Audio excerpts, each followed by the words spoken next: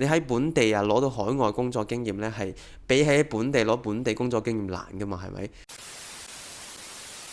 大家好啊，歡迎到90後生活投資頻道，我是史蒂夫。咁成日咧都有人問我，究竟點解我會選擇喺新加坡度做嘢嘅呢？咁其實喺新加坡做嘢呢，有啲乜嘢好處呢？咁我今日咧就想分享俾大家聽呢4個究竟點解我會選擇喺新加坡做嘢嘅？好啦，咁第一個原因呢就好簡單嘅啫，就係呢個人工高同埋選擇多啊。咁我之前嘅影片都有提過呢，其實新加坡呢有好多唔同嘅工種呢可以俾你選擇嘅。製造業方面呢，有呢個晶片啦，甚至都有講到好多大公司嘅亞太區總部呢都係位於新加坡，咁所以呢，如果你選擇起上嚟嘅話，即係工作比較多唔同工種啦，甚至乎係比較特別嘅工種呢，你都可以喺度揾到嘅。咁新加坡人工高呢，就係人都知㗎啦。咁你睇翻全個新加坡嘅入息中位數呢，就大概係5000蚊波子嘅，都係增加緊嘅。咁可想而知呢，你見到新加坡人其實都賺幾多錢嘅。再睇下新加坡人均 GDP 呢，亦都係非常之高嘅。我諗依家呢，仍然都係呢個 top 10嘅係。咁所以呢，就咁睇一啲唔同嘅數據呢，你會發現呢，其實新加坡嘅人工呢，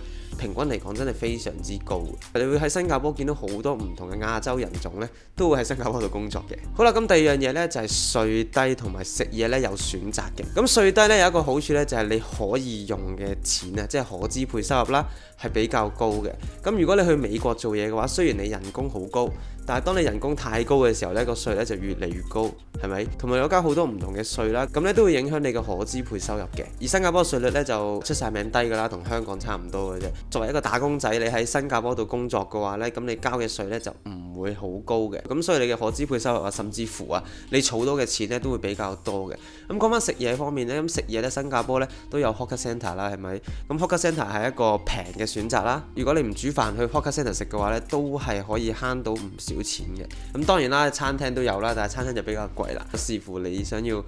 點樣嘅一個生活質素啦。好啦，咁第三個呢，就比其他嘅一啲地方容易嘅，就係呢個有機會申請到呢個 PR 嘅。咁當然啦，前提係你要攞到一個叫 EP，即係 Employment Pass 或者係 SPS Pass 嘅話呢，你先有機會申請到 PR 嘅。咁你睇翻其他嘅國家呢，好多嘅國家呢都係需要一啲年期嘅，譬如做3年嘢啊、5年嘢啊、7年嘢啊等等嘅一啲criteria 呢。咁呢係可能呢就有啲似大家所講嘅移民監，但係新加坡呢就唔存在呢樣嘢嘅，佢係冇寫到明你係需要住幾耐嘅。但係當你要申請 PR 嘅時候呢，咁佢通常呢都要你遞交一個1年嘅薪水證明嘅，係啦。咁1年薪水證明即係變相話俾你聽，你最少要住1年啦。咁住1年其實都係好正常嘅事啫，我覺得。相比起其他國家嘅話，我覺得申請方面呢，申請 PR 方面呢，新加坡呢就比較容易嘅，就唔似其他國家，譬如香港啊，香港呢係需要住滿7年呢，你先有機會申請到 PR。澳洲等等嘅國家咧就更加煩，差唔多每年咧都會變嘅佢啲政策，所以你可能今年去嘅時候咧政策係咁樣，住滿3年就可以有啦，可能下年就話俾你聽，唔得，住滿5年，仲要係 high skill 你先可以有機會申請到。咁所以呢，即係如果你一心想工作移民啊，又或者係想留喺新加坡嘅話呢，我覺得呢一個咧係一個唔錯嘅選擇嘅。咁攞到 PR 之後咧就有 CPF 啦，咁公司又幫你供 CPF，咁變相咧就加人工嘅，咁就一石二鳥。好啦，咁第4個咧就係關於呢個 career 方面嘅。咁啱先都提到新加坡有好多唔同人種啦，係咪？咁如果你喺新加坡度做嘢嘅話，咁多數呢，你都係需要講呢個英文嘅。除此之外呢，有唔同背景嘅人呢，你都係需要同佢合作啊，同佢一齊做嘢啊，甚至乎喺 project 方面啊，你都係需要同佢溝通嘅。咁喺呢一方面呢，就變相呢增強咗你嘅 communication skill， 即係你嘅溝通能力啦。因為你每一日呢，都可能需要對唔同背景嘅人啊，譬如係印度人啊，來自馬來西亞嘅人啦，甚至乎係白人啊等等唔同地方嘅人呢，你都可能需要面對，同埋你都要用英文同佢溝通啦。咁所以呢，其實慢慢呢，你嘅英文溝通能力啊，甚至乎人際關係對待嘅能力啊，都會慢慢增加嘅。咁我覺得呢兩樣嘢呢，喺就業方面呢，係非常之重要嘅。即係簡單啲嚟講呢，你會增強咗你嘅自信心啊。即係當你面對唔同嘅外國人嘅時候，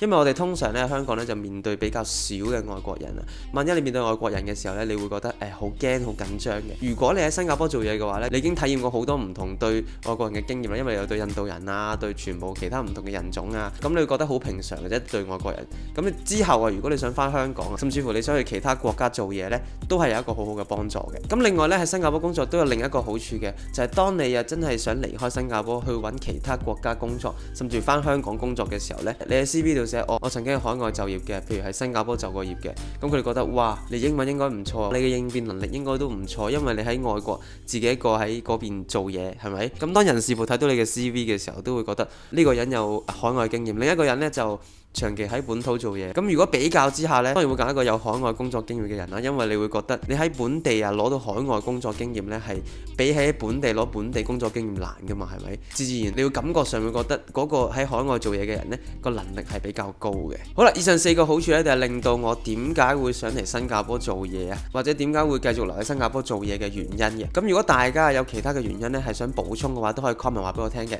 最後，中意呢點嘅朋友呢，記得 share、like 同埋 subscribe 我哋嘅 channel 啦。我哋下次見，拜拜。